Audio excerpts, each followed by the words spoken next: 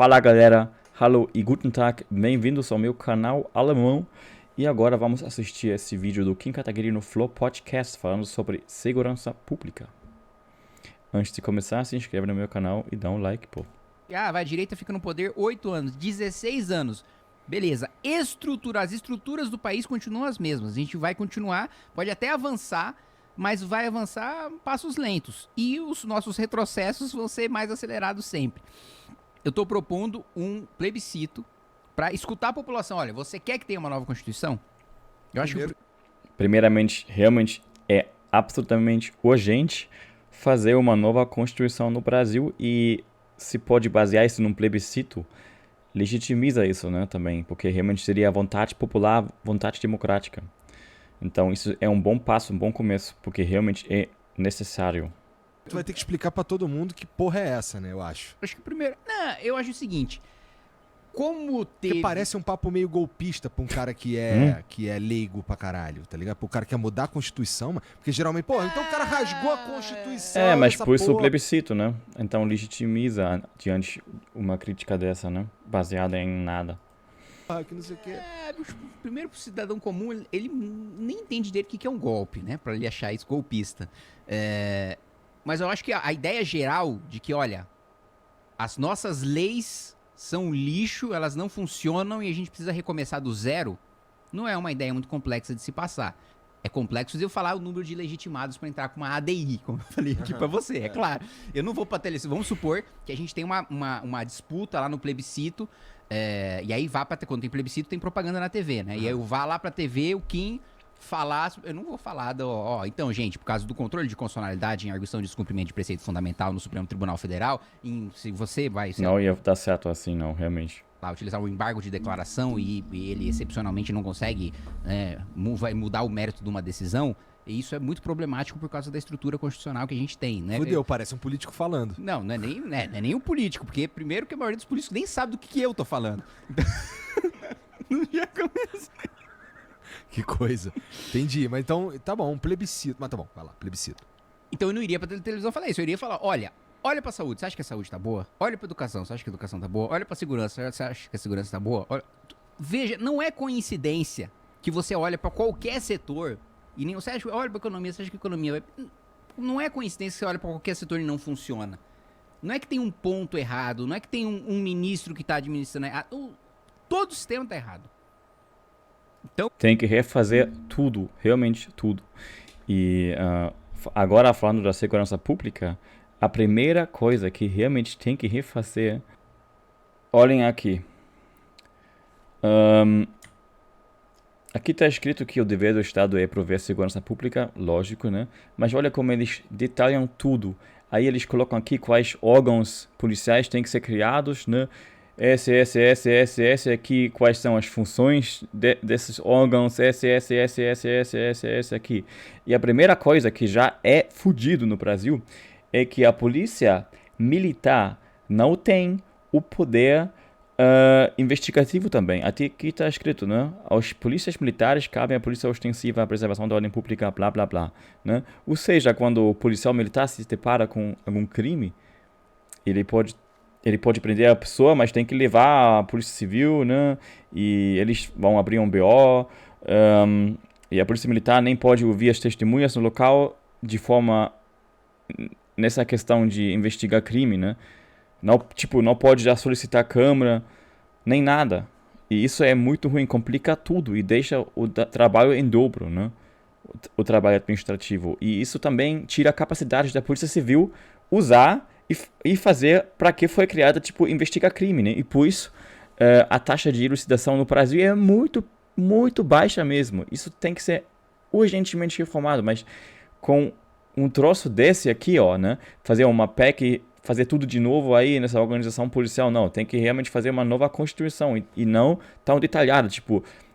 O Estado tem o dever de prover à sociedade a segurança pública através dos seus governos estaduais, ponto, né? Aí o governo federal instala um código de processo penal e todo o governo estadual, através dessa lei, olha, eu tenho que providenciar isso, então eu vou criar uma lei policial, eu vou criar uma polícia, do jeito que eu quero, do jeito que na minha região, nas minhas circunstâncias específicas, funciona, entendeu?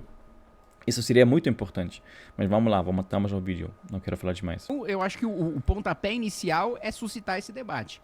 E outro debate que eu tô levantando, que também precisaria de uma nova Constituição, porque é cláusula pétrea, é ter prisão perpétua e pena de morte. Que também, junto nesse plebiscito, eu colocaria... Cláusula pétrea, que não tem perpétua, isso já é... Como você vai ressocializar alguém que, tipo, mata uma família inteira e depois come os corpos, né? Como você vai ressocializar uma pessoa dessa? Tem que proteger a sociedade. Pergunta, nessa nova Constituição, você concorda que ela deveria ter pena de morte? Você concorda que ela deveria ter prisão perpétua? Porque também acho, primeiro, todos os países não, a maior parte dos países da OCDE, a maior parte dos países desenvolvidos tem. Nós temos.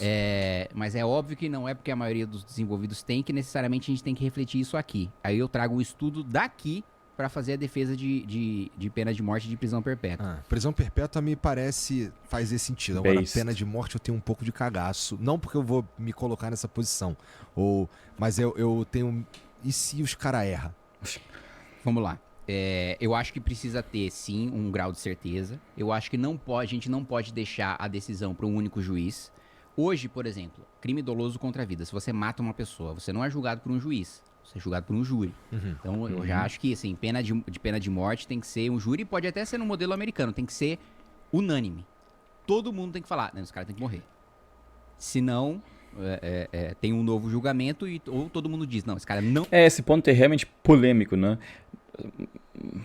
Pena de morte, não sou muito a favor não, mas pena perpétua é inevitável, tem que colocar, não tem discussão. Isso é uma coisa que realmente tem que fazer. Não tem que morrer, todo mundo até ter um consenso vai se fazendo novos julgamentos. E é aplicada. Mas eu vou te narrar um caso então. Em São José dos Campos, né, nesse ano, poucas semanas, aconteceu o seguinte, tinha uma cantora gospel, né, que se separou do marido, ela tinha uma irmã e 3 filhos, né? E aí, o ex-marido, né, bravo ali com a separação, ele basicamente estuprou ela, né, na frente da irmã e dos 3 filhos, matou ela, depois matou 2 Cara, filhos. isso é muito bizarro. O cara estupra a mulher na frente da mãe, mata os filhos. Como você vai ressocializar essa pessoa? Tentou matar o terceiro, não conseguiu matar o terceiro, e disse que ia deixar a irmã viva, né, como testemunha de ter visto tudo aquilo, e que ele sabia que ia ser preso, mas que ele ia ser solto e ia voltar pra terminar o serviço. Pra mim, esse cara tem que morrer. Não tem nem prisão perpétua pra esse cara. Assim, um sujeito que... Isso é bizarro, cara. Estupra uma mãe na frente dos filhos, depois mata Isso é a mãe, bizarro. depois mata os filhos na frente da irmã, ainda diz pra irmã que vai voltar, vai sair da cadeia pra terminar o serviço. Me perdoe, mas esse cara não tem recuperação, não tem ressocialização, não tem tratamento, não tem... Esse cara tem que morrer. Com certeza, um cara só chega a esse ponto aí por causa da certeza de alguma impunidade. Não é de alguma. No Brasil é de total impunidade, né?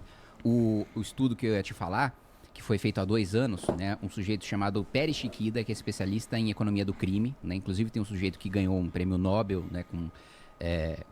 Que é a teoria que o Peri Shikkida utilizou como base, que é o Gary Becker.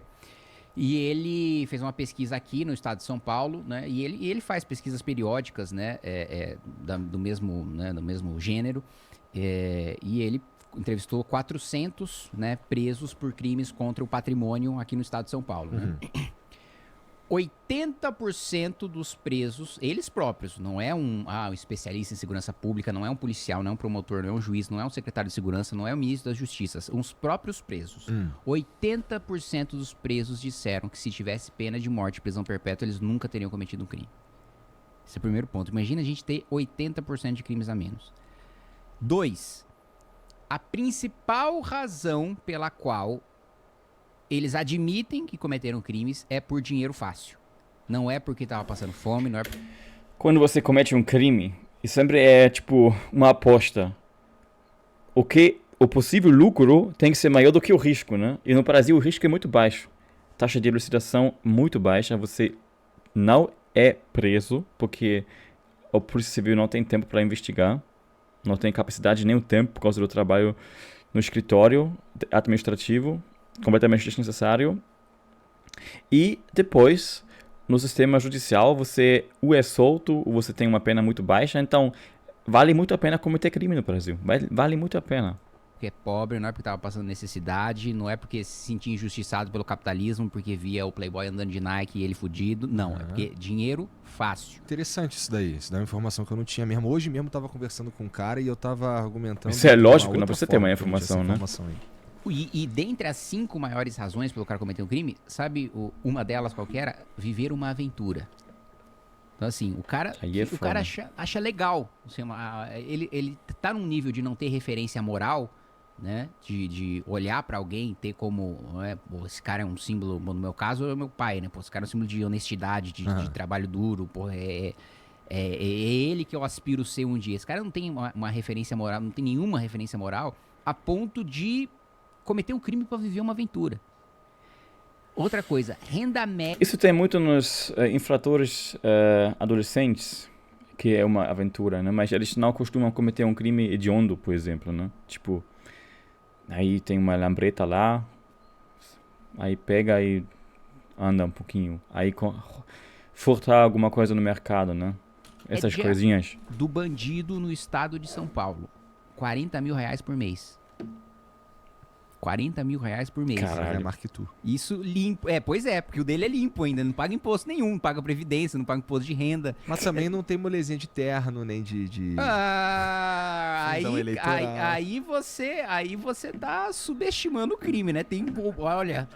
Tem muito bandido faccionado de terno, né? Inclusive bandido faccionado de terno com mandato, bandido faccionado de terno juiz, bandido faccionado de terno promotor, bandido faccionado de terno advogado, enfim. É verdade. Então, assim, tem uma razão, primeiro, a questão da economia do crime, né? Vale a pena. Porque a chance de você abrir uma padaria e...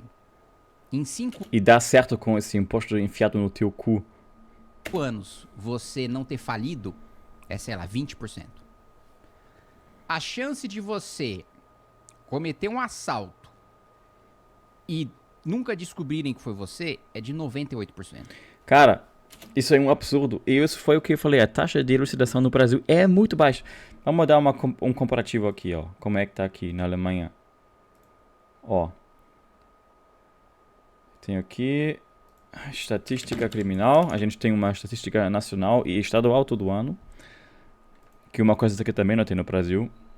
Padronizado, sim, uma estatística. Ó, aqui, ó. Vixe. Isso aqui é a taxa de elucidação. Aqui, ACO.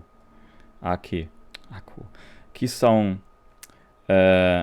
crimes contra, tipo...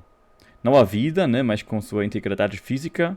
Em 2024, 77,2% de taxa de elucidação. Isso aqui tudo sem morte, né? Isso aqui são crimes em que a vítima morre, né? Tipo assassinato, enfim. Aí 94,1% dos assassinatos são esclarecidos aqui.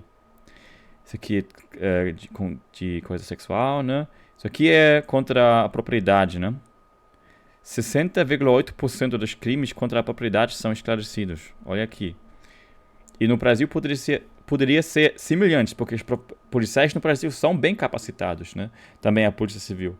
Mas eles não têm a capacidade investigativa, porque eles têm que fazer muito trabalho administrativo e a Polícia Militar não pode fazer nada. Chega no local, não pode solicitar câmara, não pode fazer uma interrogação com as vítimas, né? Tipo, que já pode incluir no relatório. Não pode pegar digitais, DNA, você tem que chamar a Polícia Civil. Não só a Polícia Civil, porque não todo policial civil pode fazer isso. Tem que ser alguém que é técnico de sei lá o quê, né? De perito, uma coisa assim, um perito. Que só aprendeu isso, mais nada, praticamente, né? Isso é realmente um sistema falido. De não descobrirem, tá? Eu não tô falando que os 2% são presos. Eu tô falando que os 2% a polícia identificou que foram eles. Eu nem sei depois se o promotor denunciou, se ele virou réu, se ele foi condenado, se ele fugiu, se ele foi preso, se transitou em julgado, se ele foi preso preventivamente. Não tô nem falando que os 2% são presos, tô falando que os 2% são descobertos. Que é o número que a gente tem de crime contra o patrimônio. E isso ainda a gente pega o Sudeste, que a Secretaria de Segurança Pública tem dados, né? Você vai pra frente, é pior ainda. Entendi. Então, sim, é certeza da impunidade, é muito dinheiro, é dinheiro fácil e não tem referência moral. Entendi. Entendi. Porra, tem um monte de mensagem pra gente aqui, só que tem um monte que não tem nada a ver com o que a gente tá falando. É como aqui, sempre. cara. Então eu vou dar play nessas aqui já.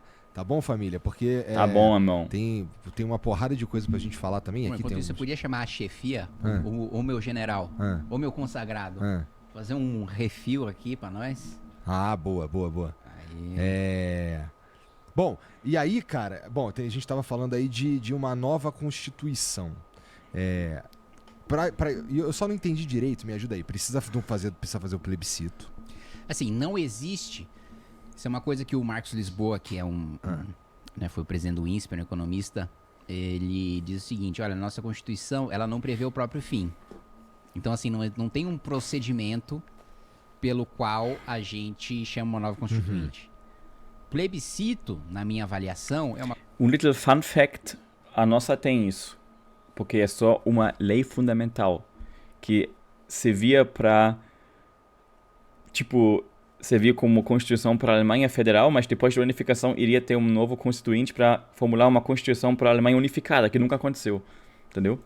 Foi só um provisório. Legitima, né? Olha, eu estou consultando a população. Hoje em vigor. 80% da população diz que é a favor. Bom, vamos encontrar uma maneira de convocar uma Assembleia Nacional Constituinte. Como isso vai se dar, não tem um procedimento correto. Entendi. Então isso daí vai ter que ser a missão da tua vida, né? Com certeza. Tu tá nessa. E aí, mas aí dá pra... A missão da sua vida, junto com a missão. Entenderam? Pegaram a referência? Enfim, vamos encerrar o vídeo aqui. Como eu já falei no início, me dá um like, porra. E vocês têm que me ajudar no algoritmo aí. E tem que dar um comentário aqui. Falam o que vocês acham da minha explicação sobre o sistema daqui. Ou se vocês querem que eu simplesmente cale minha boca, tá? Se inscreve no canal, a gente se vê no próximo vídeo. E abraço, tá? Clica num vídeo que vai aparecer aqui e... Tchau.